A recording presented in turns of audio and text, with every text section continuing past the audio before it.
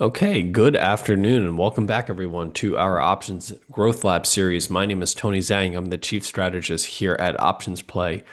And today we're here to address probably what's on everyone's mind right now after what has been arguably a pretty volatile and difficult week in the markets to navigate all the different things that are currently going on. War is something that, generally speaking, you don't have a playbook for. So let's get into it and specifically talk about the pullback playbook. How do you buy a dip when everyone's panicking? How do you think about buying a dip in times of stress like this and a framework for that? So these sessions here are really focused on helping you to trade sustainably and confidently and providing you with a framework for how to navigate uncertain times like we are in right now. Now, what we are going to discuss here is purely for education and demonstration purposes. It is not a solicitation or recommendation to buy or sell any of the specific securities that we'll be using as example purposes during today's session. So the problem is that every single pullback feels like a bit of a crash. The pullback, how violent is it?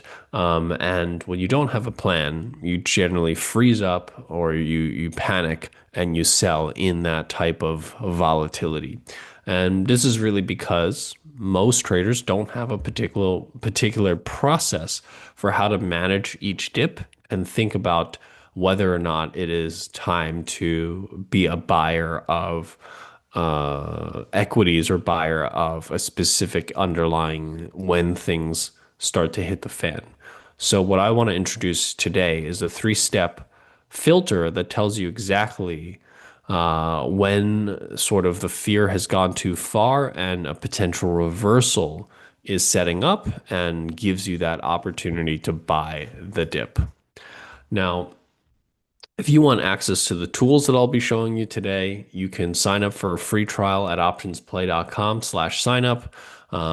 And you'll be able to get access to the tools, including the tracker that I'll be showing you here in 1 minute. That's going to help you also better get a context around what's currently going on in the Middle East.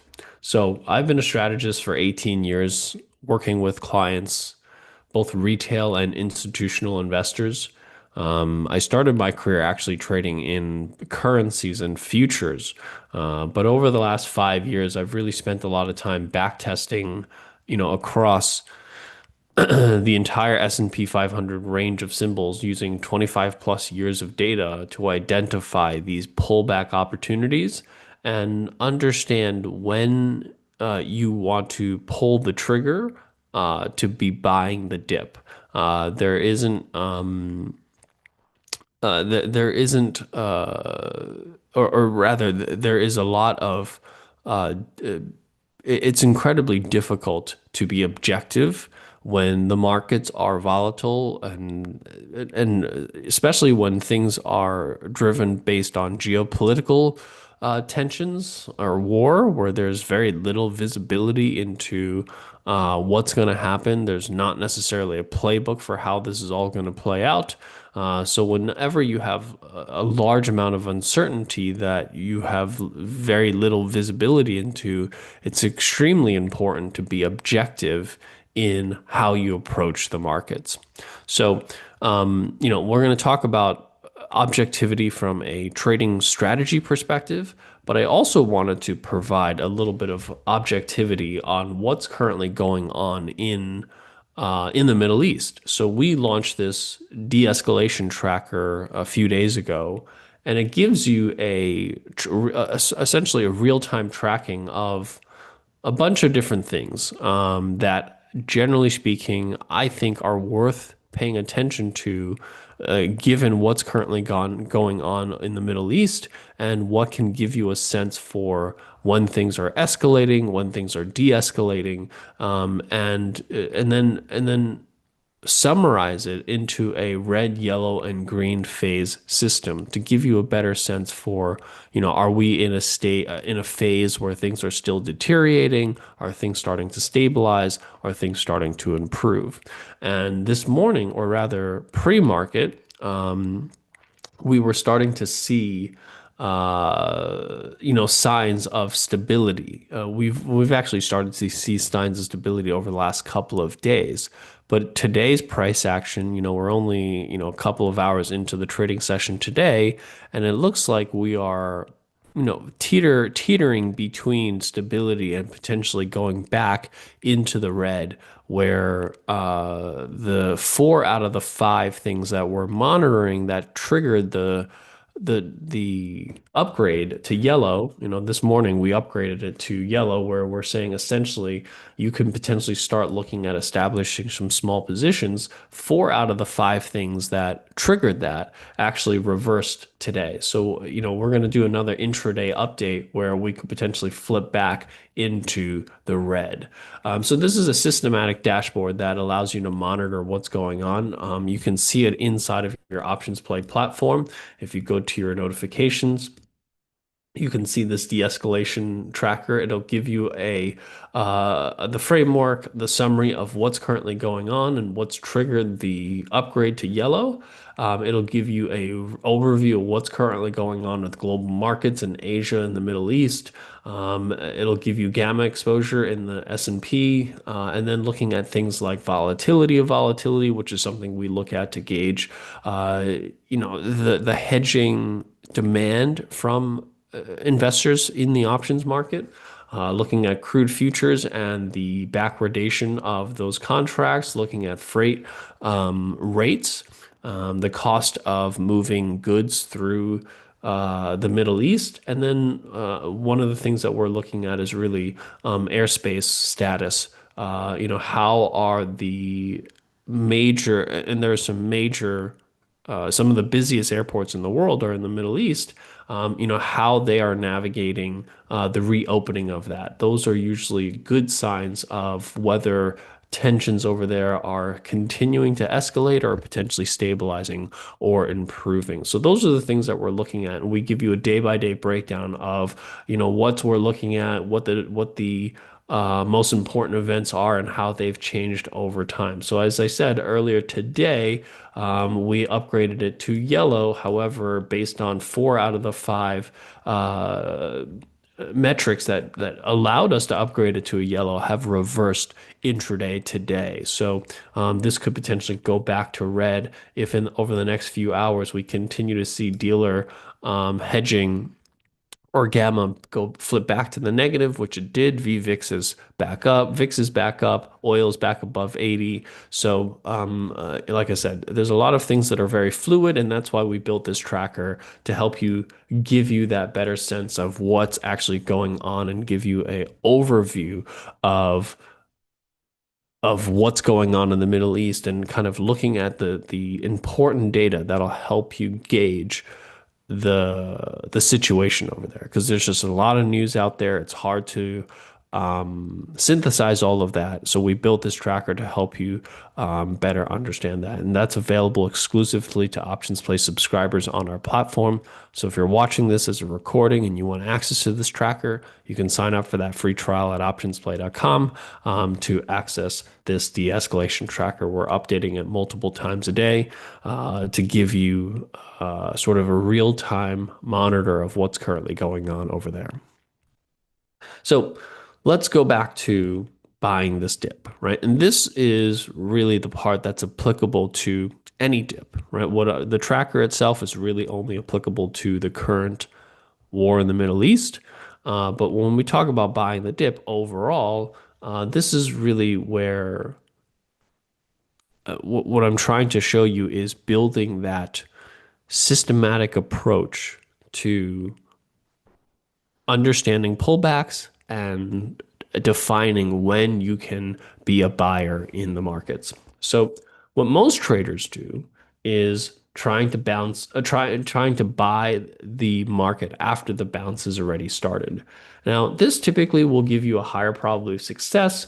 It'll have generally a moderate risk to reward ratio because by definition, if you wait until the bounce is already in place, the risk to reward is just not going to be as strong because you are essentially waiting for the trend to be established before you jump on. So by definition, you are coming into it late.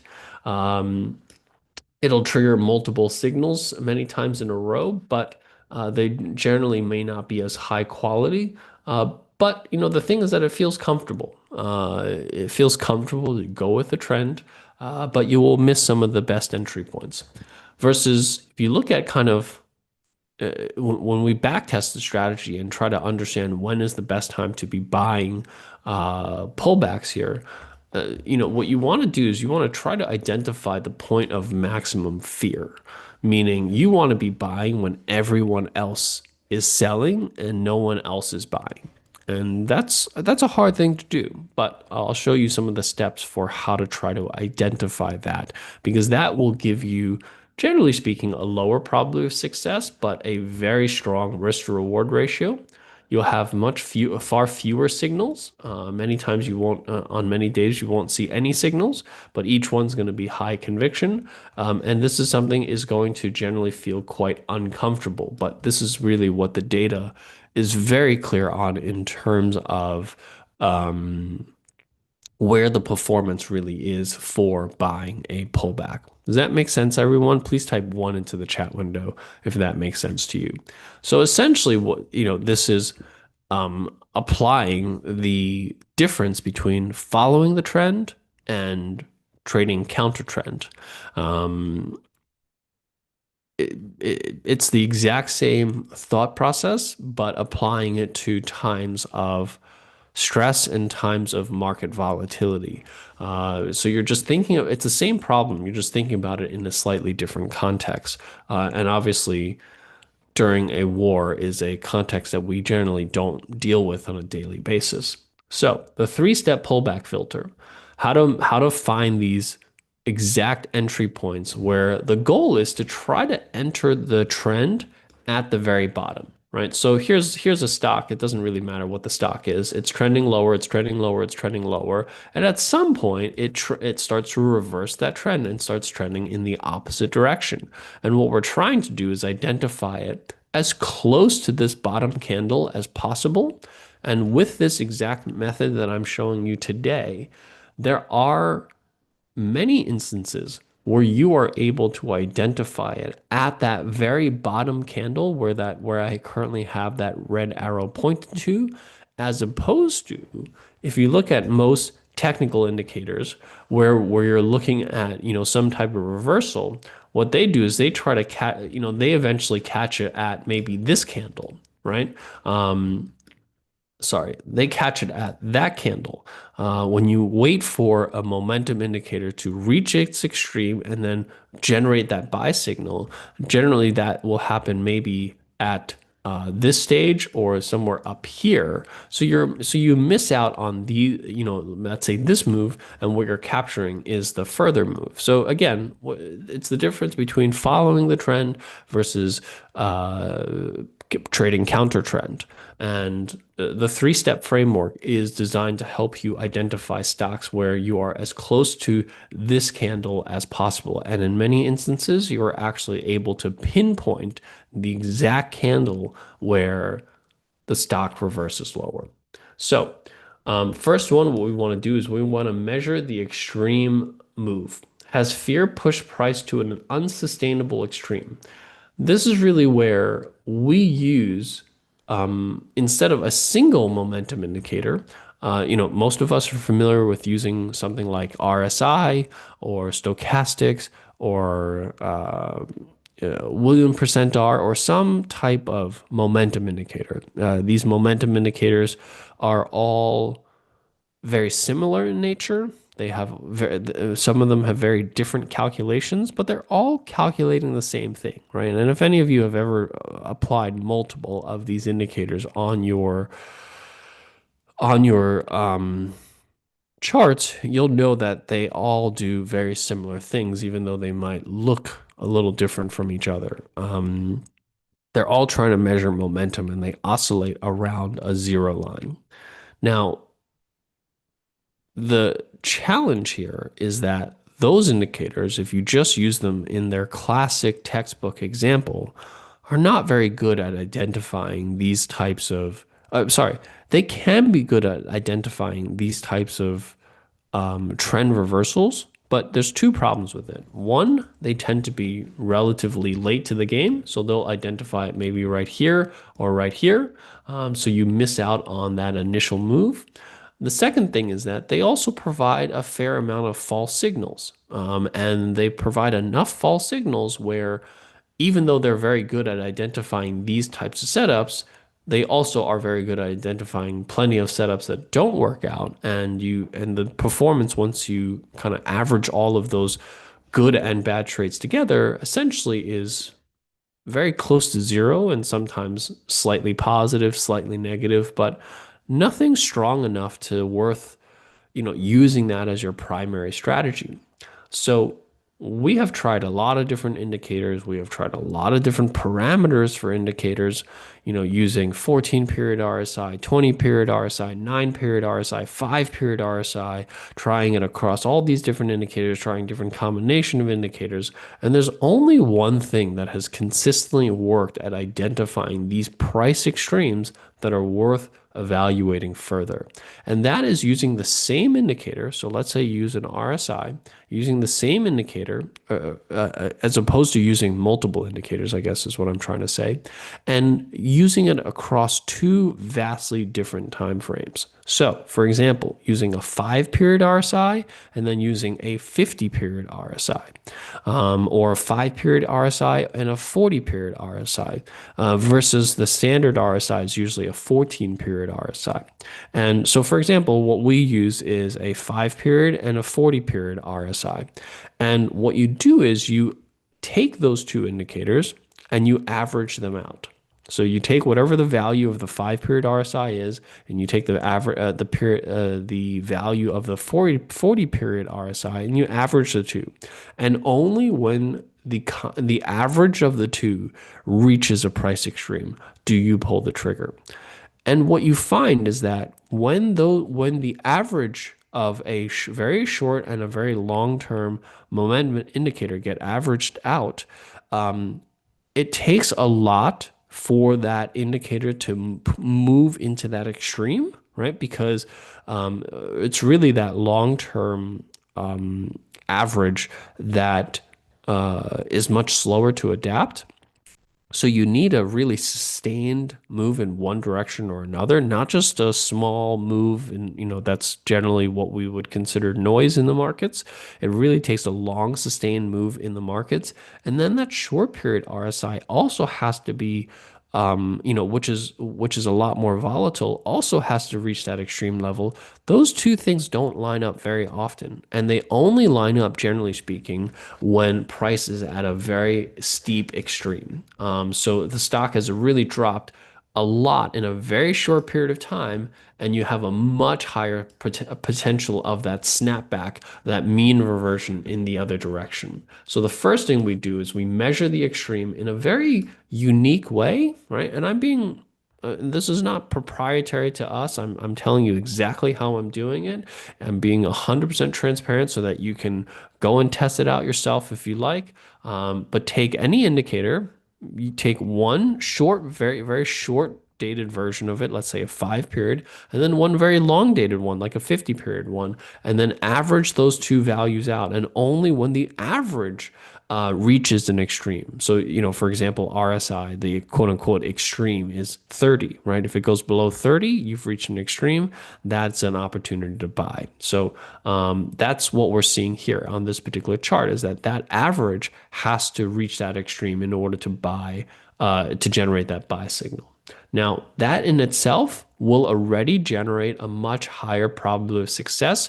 It generates far fewer false signals, that if you just traded that on an alone, you can get some pretty decent performance on these sort of extra pullback moves.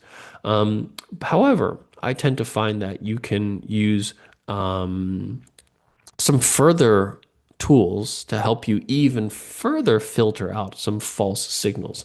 And that is confirming the exhaustion, right? So, is there anything else that you can use to gauge whether that selling pressure is starting to fade? Are sellers getting exhausted? Now, I saw a couple of questions in the chat window saying, can you apply to a 5 and 50 minute chart? Can you use it any period, minutes, days, hours? Yes, I will. You can use it on any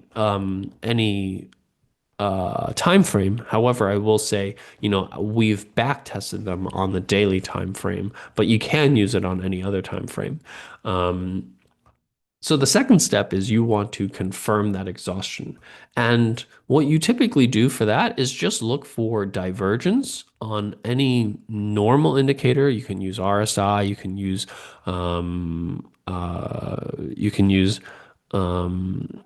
MACD, you can use any normal indicator using a normal time frame. So for example, 14 period RSI, 20 period MACD, I'm sorry, 20 period stochastics, anything like that.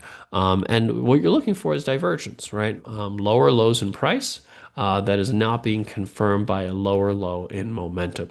When you have the price extreme measured using in sort of a unique way that I showed you before, and you have confirmation of that exhaustion, those two things alone will give you this pinpoint accuracy of potential optimal entry at the very bottom of a measured move.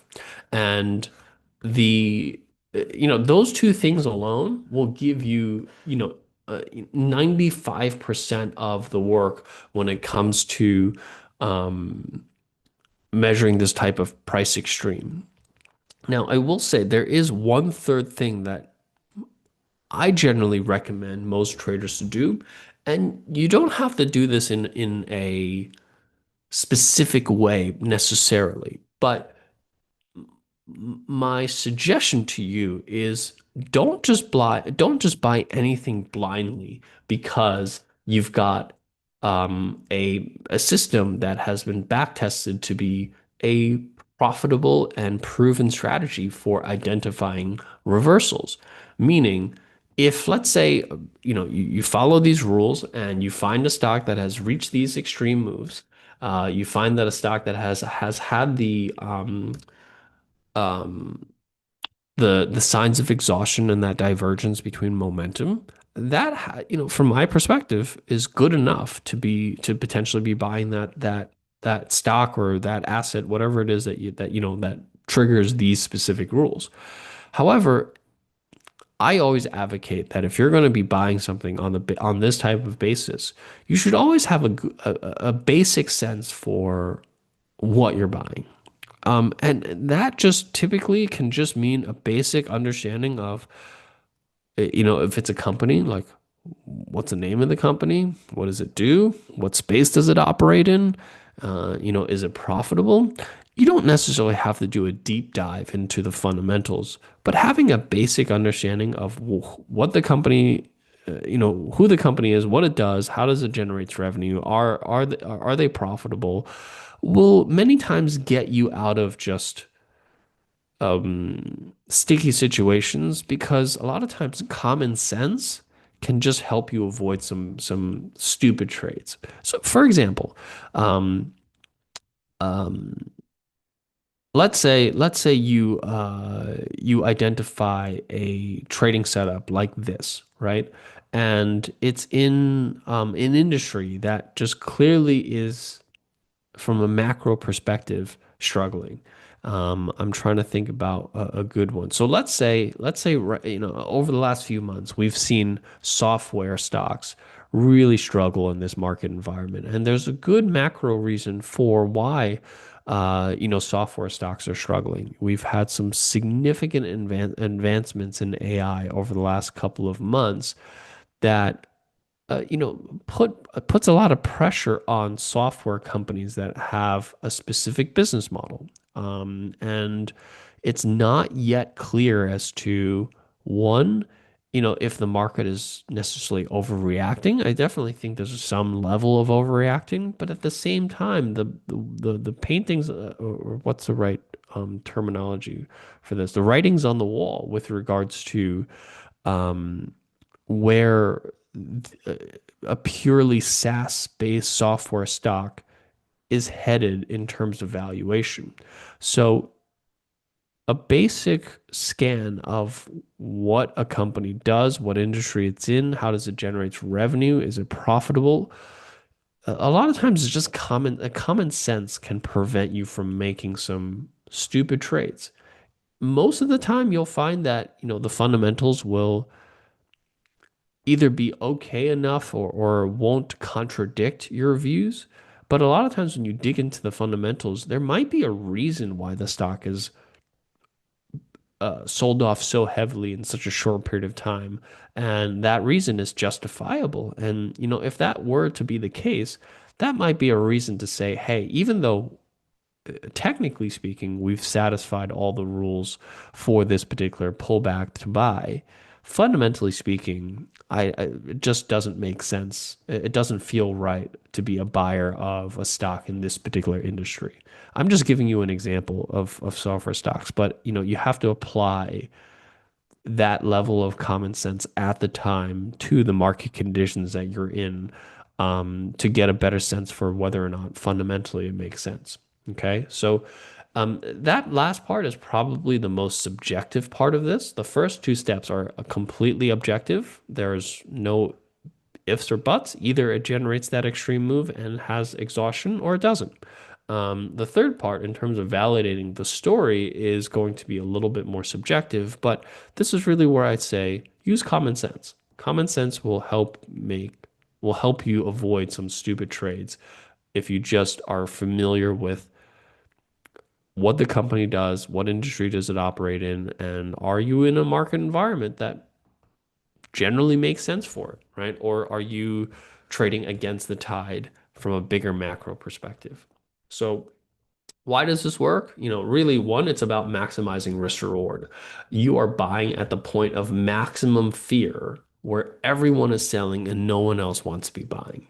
That's going to generate outperformance. You're essentially entering at the earliest possible point, and you're not waiting for everyone else to get in before you get into the trend.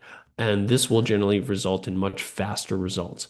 When you get into trades early, you will generally be able to get in and out much quicker, 30 to 40% quicker in your exit rather than being waiting for a move to already happen. Because once the move already happens, the subsequent move is going to not be as fast. It's not going to be as swift. So you're going to tend to be in a trade for a little bit longer as a result of that. So what I want to show you here now are the scans inside of OptionsPlay that automates these things that I'm showing you here. So inside of OptionsPlay, you have your trade ideas section, and under the trade ideas, you have technical ideas. So what I wanted to show you is how you can filter these technical ideas specifically for the setup that I'm showing you right now. So what you use here is you use the filters under technical setups. And right now we're only going to look at bullish ideas because we're talking about buying the dip, right? So buying the dip is obviously bullish ideas. And what we're going to do for the scan is we're only going to select the counter trend scan, because that's going to allow you to identify these exact price extremes that I'm talking about. And from my perspective, out of all the different indicators I've ever tested in the 18 plus years of my career, there's nothing that generates a real true counter trend setup that is that has a high enough return to justify using as a scan. It just there's no indicator, MACD, RSI, stochastic, CCI, none of them generate enough return on its own to justify buying every single time those indicators reach an extreme. Only when you're combining the two different time frames and averaging them out, and both time frames have reached such an extreme level that generates that buy signal, is it worth exploring.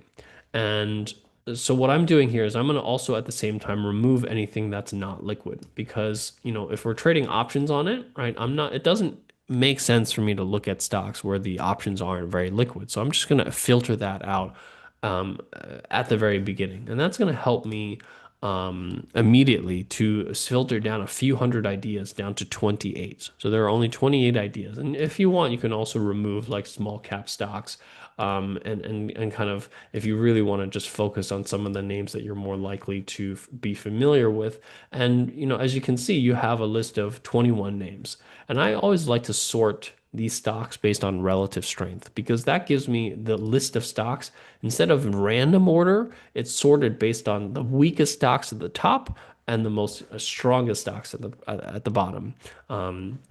So obviously for stocks that are oversold, they generally all have poor relative strength, but it just gives me a sense for how poor is that relative strength. The ones at the bottom, like I said, are the ones that are worse, right? So these are the ones that have sold off so heavily. These are in the bottom 10% in terms of performance in the markets. And a lot of times you find the most extreme moves out of that bag of trades. So I've already done some work here to look at some of these stocks. And I just want to show you a couple that I think are worth paying attention to here. So here's Whirlpool, right? This was a $93 stock that's traded all the way down to 59 in a matter of 2.5 weeks, right? So we're talking about a nearly 40% haircut in the stock price in just 40 weeks. I'm sorry, in just 3 weeks or so.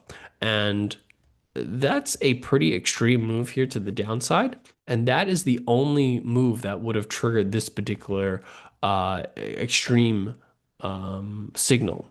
And then on top of that, this isn't like the best negative divergence. But as you can see, this stock dropped all the way to 70, right? And theoretically, when it dropped down from 93 to 70 in the span of a week and a half, that would have been a strong enough move to trigger a counter trend signal, right? So that's a big enough move to potentially generate that. And certainly when it got all the way down to let's say 63 or so, that also would have probably been enough to generate that. But what you're starting to see here is that move from 70 to 60 is what started to get this negative divergence of the momentum, right? So we had already had an extreme move, but it kept moving lower. And as it kept moving lower, momentum started to move up as opposed to continuing to follow that. So those are the two things that I'm generally looking for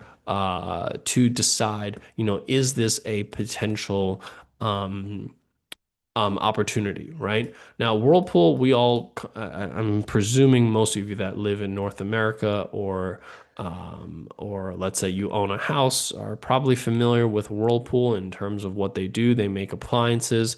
Um, this is the stock that is, it's interesting from the perspective of, these durable goods overall have not been particularly strong. The consumer discretionary space has been a little bit weak in the last couple of months. It is trading at a very reasonable multiple, around 10 times forward earnings. But the company essentially is not profitable. It's not the most exciting trade to make, but it certainly has a lot of the hallmarks of a stock that is probably overreacted.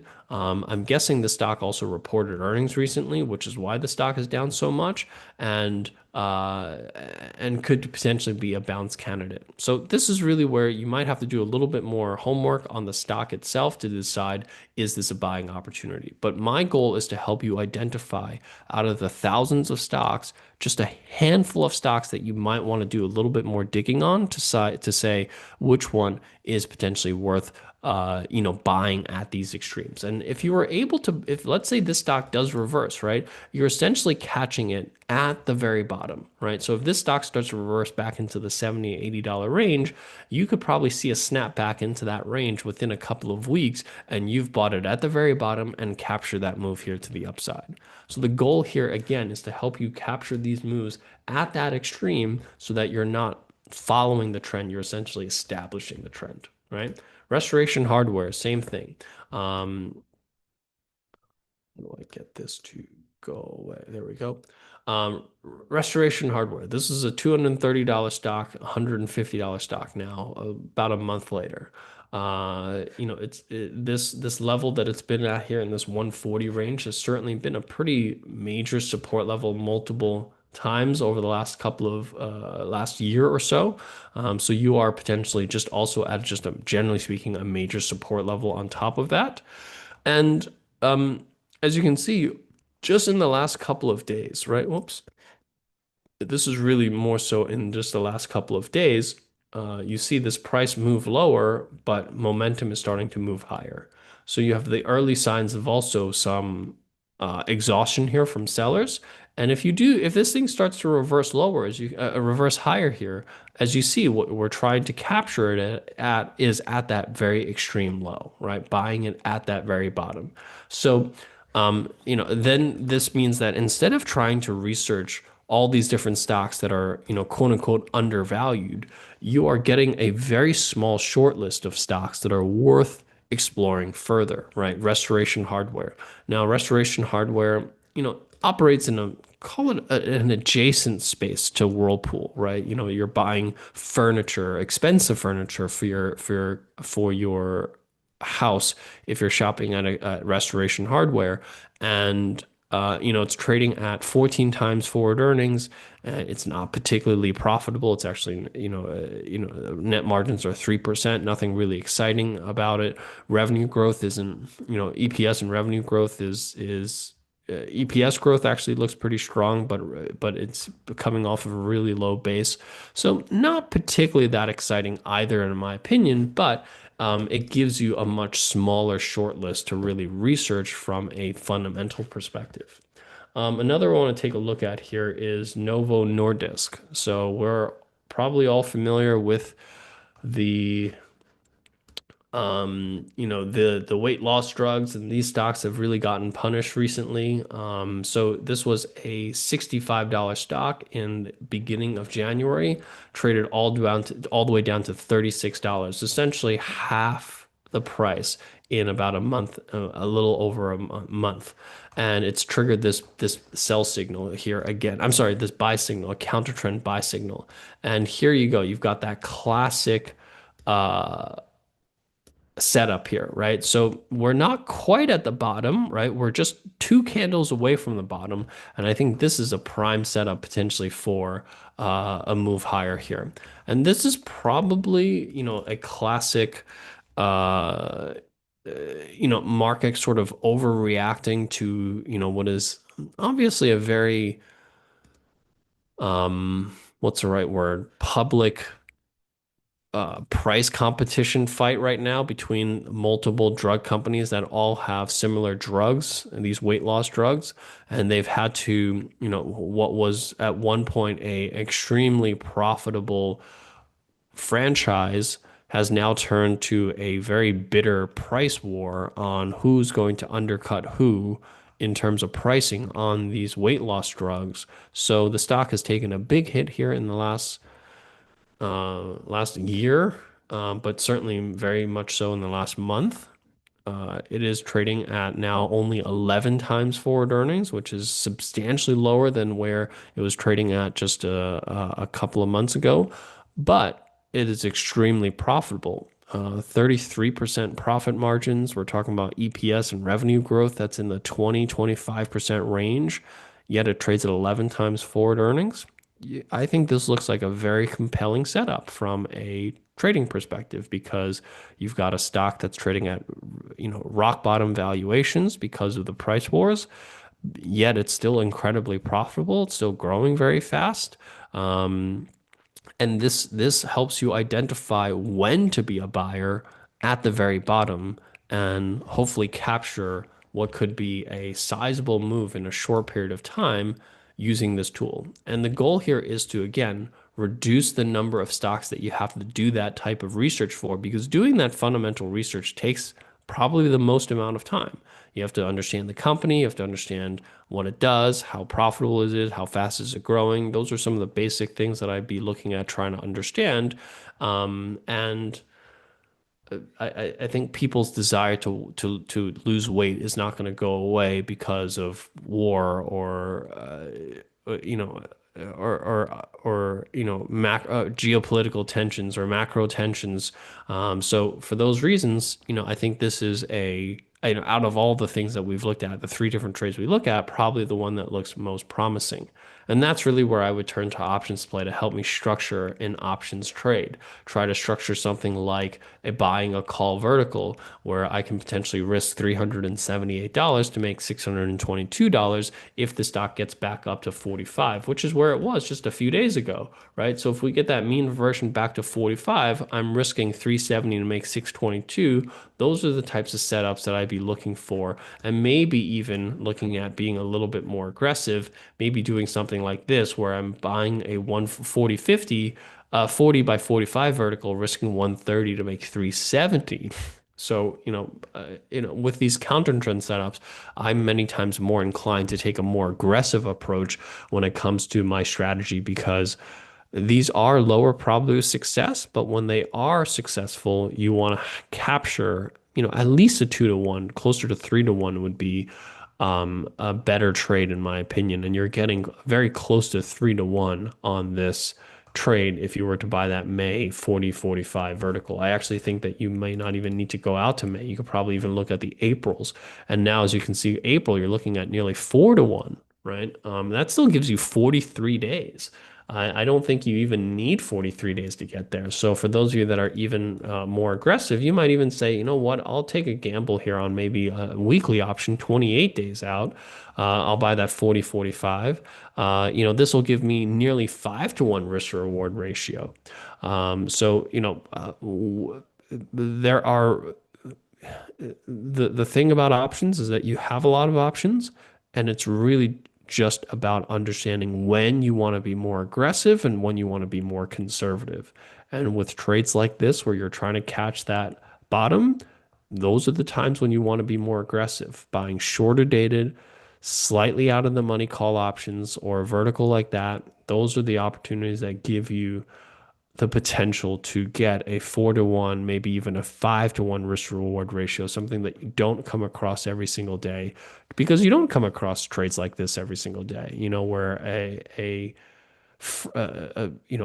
tier one franchise in a pharmaceutical stock gets so oversold that you have this buying opportunity. Those don't come around very often. But when they do, that's when you do want to take that more aggressive option strategy where you're buying shorter dated, further out of the money call options, and you're trying to hit a home run. So that's kind of how you find these setups. And this is how we help you find these opportunities. And I'll just quickly review how you find these opportunities one more time. Under the trade ideas section of Options Play, you have technical ideas. And what we do is we filter those technical ideas for bullish counter trend, right? So bullish counter trend is really what you're looking for. Now, oh, sorry. I don't know why I got logged out there. I will walk you through that here one more time. 1 second. So I'll walk you through. So as you can see, we have 367 trade ideas today, right? So we're going to filter this out. We're going to only look at bullish ideas. We're going to only look at counter trend, and I'm going to remove everything that's not liquid. So that gets me down from 357 to just 28. You can go even further by saying removing small caps. So now I'm down to 21, right? And like I said, my suggestion to you is sort based on relative strength. And with these types of counter trend setups, I like to start with the weakest stocks first, the ones that have a score of 1. Those are the ones that have been just so oversold. They're in the bottom 10%. They generally have a higher probability of that mean reversion trade and start there, right? So I basically went through this. And as you can see, I just did it before this session so that I didn't have to look through it one by one with you guys. But as you can see, within the first what is it, 6 or 7 symbols, I was able to find 3 of them that met that the trading criteria that I was talking about. And out of the 3, the one that I liked the most from a fundamental perspective was Novo Nordisk. So I kind of just use that as an example. But that's the process by which you can identify and find these types of setups and and um, and replicate them on your own. But like I said, once you do find those types of setups, and they don't come very often, and there are some days that you go through this process and you don't find any. That happens quite often when you're trying to find these counter trend setups. But when they do, that is when you can modify these strategies to be a lot more aggressive, buying shorter dated options, looking at buying slightly out of the money call options. As you can see right now in Novo Nordisk, if you bought that April 2nd 40 by 45 call vertical, you're getting a 90 by 410. So you're getting more than a 4-to-1 risk reward ratio, maybe 4.5-to-1 risk reward ratio on a trade like this. So we can even add this to our Growth Lab portfolio. I'll add it to our Growth Lab portfolio here. Actually, before I added it, I should have used my risk and investment calculator, calculated the appropriate number of contracts for me, which is $2,000 that I want to risk. That means that I can buy 22 contracts of these. So that's risking $1,980. Now, because I already added one contract in there, I'm just going to reduce it down to 21, and I'll add this trade back to my Growth Lab portfolio so that we can track this. You guys can track this as well. So the Growth Lab portfolio is a public portfolio available to you under the portfolio section, um, so that you guys can track this trade over the next few days, and see how it performs. So there is that Novo Nordisk position here. This is a public portfolio that anyone can see, and you can see that position here. And over the next 20 days, you'll see how this 90-cent portfolio, a 90-cent call option that we purchased, how that'll perform, so that you guys can all take a look at it together. And with that, that covers what I wanted to share with you here today. So your pullback playbook. You want to try to identify when most traders, um, uh, you know, you want to make sure that you have a set process for identifying these dip opportunities, because most of them fail, right? It's only this three-step pullback filter that has been proven and back tested to identify which dips are worth buying, and which dips are ones that you should avoid. And the vast majority of them are ones you should avoid. And hopefully what I showed you here today is how you can automate it using your OptionsPlay platform. So if you want access to the platform that I showed you, if you want access to the scans, if you want access to that Middle East war tracker, this is all available to you at optionsplay.com. So you can sign up at optionsplay.com/sign up for a free trial to access everything and test it out for yourself. With that, let's open it up for Q&A, so that you can type your questions into the Q&A window, and I'll try to answer your questions in that session.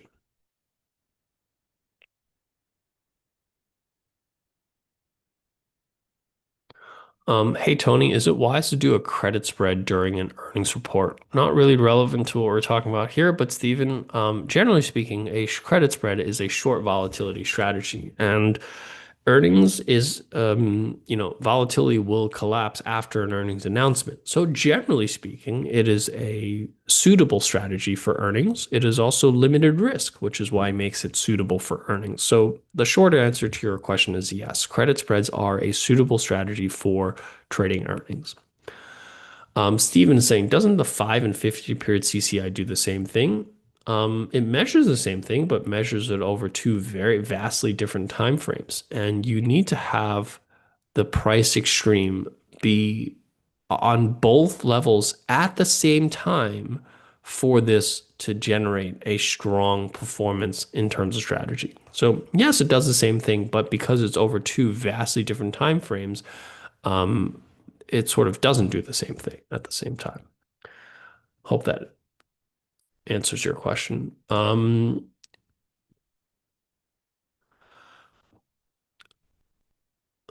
Mark is saying in a previous video you had used 5 and 50. I believe today you mentioned 4 and 50.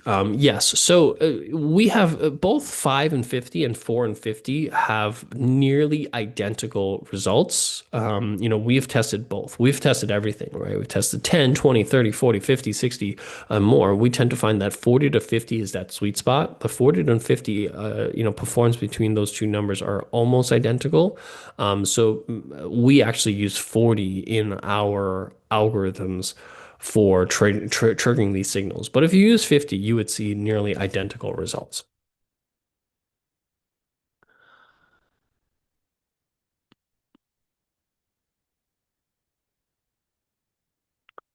Mohammed, your suggestion of using more longer term suggestions in the daily play, thank you for that feedback. It's definitely something that we have continued to explore is actually expanding the types of trades that we publish in our daily plays. So, we've already expanded our daily plays to cover at least, potentially two, if not three different types of trades each day.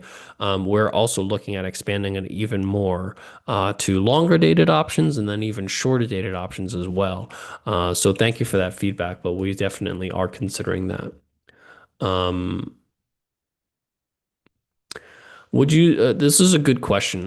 This was a question about the couple of trades, right? Would you consider selling premium or buying a bull call spread? I mean, so essentially, would you trade a credit spread or a debit spread for this type of strategy? And it's a really great question. From my perspective, when you're trading counter trend, you're expecting a quick, fast move in a short period of time, and you're expecting that stock to make and by definition, when you expect something to make a quick move in a short period of time, the best strategy for that is going to be a debit spread.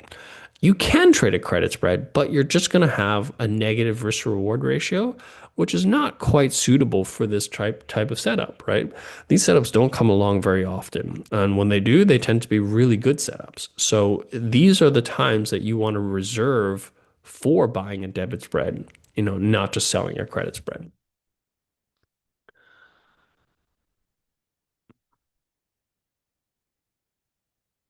I know the rewards are less, but isn't it better to buy spreads in the money? So, the thing about options is that there are a lot of options, and one option is not better than the other. It's just each option has its unique characteristics that are suitable for different scenarios and different risk profiles. So, for example, if you prefer to have lower risk, more balance between risk and reward, where you have a higher probability of success, but you're not going to hit home runs, but you're going to have more singles and doubles, then yes, an in the money spread is going to make more sense for those types of setups.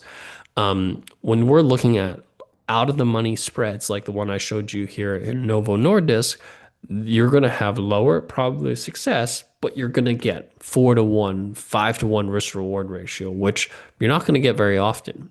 So the nature of the the nature of the trading strategy that we're talking about here is high probability, big move in a short period of time. Those are the characteristics that you get with these types of setups, which is why this is one of the few times I would advocate for these short dated out of the money call options or call spreads, because that is when you can really monetize it or have a high probability of monetizing those types of out of the money call spreads. Otherwise, I'm generally more of a fan of buying an at the money or slightly in the money debit spread.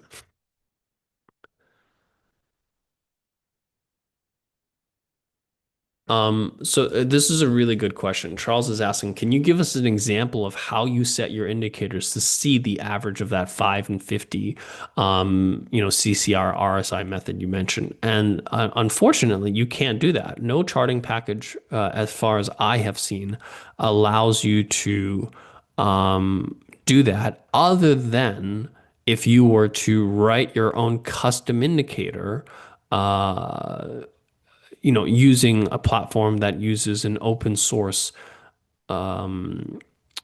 language. So that could be TradingView with their Pine script or Thinkorswim with ThinkScript. And I've actually, if you go back in the YouTube channel at OptionsPlay, if you go back, I have actually done a video where I've shown you how to use ChatGPT to write this exact indicator. The average between the 5 period and 50 period RSI, and take ChatGPT, have it write a custom indicator for you, and then you can add it to your chart in either Thinkorswim or TradingView, and that's the only way. You can't in a standard charting package. Averaging out two indicators into one single indicator is just not a feature of any charting package that I've seen. So the only way to do it is to build it yourself. And these days with ChatGPT, you can have ChatGPT write that code for you and just import it into, like I said, your TradingView or your Thinkorswim. So I actually have a video that I've done on exactly that in our YouTube channel. And just to sort of reiterate that um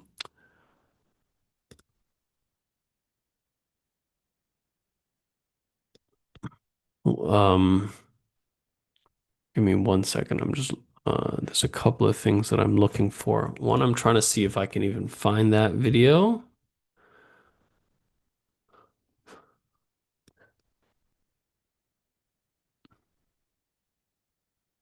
I think this is the one that I'm talking about here.